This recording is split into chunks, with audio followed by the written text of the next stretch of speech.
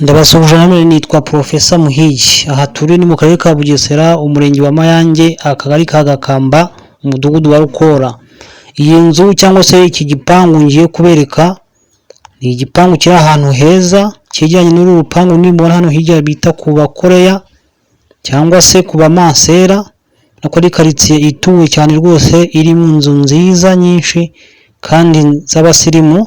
Ni muri zone ya R1, ni ku muhanda cyane rwose nkuko mubibona. Ni ahantu heza cyane ho gutura kandi hegereye kaburimbo, kuko uvuye hano ujya kuri kaburimbo ni iminota 5 cyangwa se 4 ugenda n'amaguru. Ahangaha rero ni imbere mu gipangu harimo inzu ebyiri.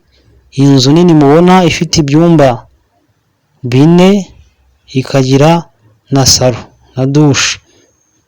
Iyo yindi mubona hagana hepfo ihinguka na next ifite ibyumba 2 na salo. Iri mu kibanza gifite rero ubuso bwa metero kare 900. Ni ikibanza kinini cyane pe.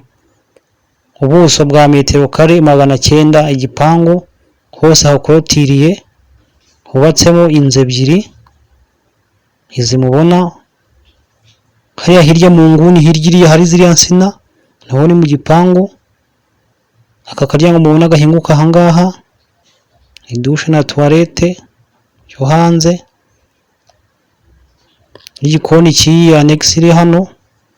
Ni ahantu hanini cyane rwose, ushobora kuba wagura ukubakamo amazu menshi akodeshwa, cyangwa se kubakamo inzu za cadastre ebyiri nziza nini, cyangwa se n'enye zajyamo bitewe n'uko zingana. Aha hantu rero ni heza cyane.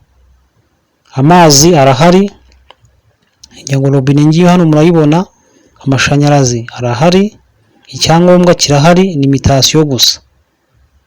Amafaranga rero ni miliyoni 40.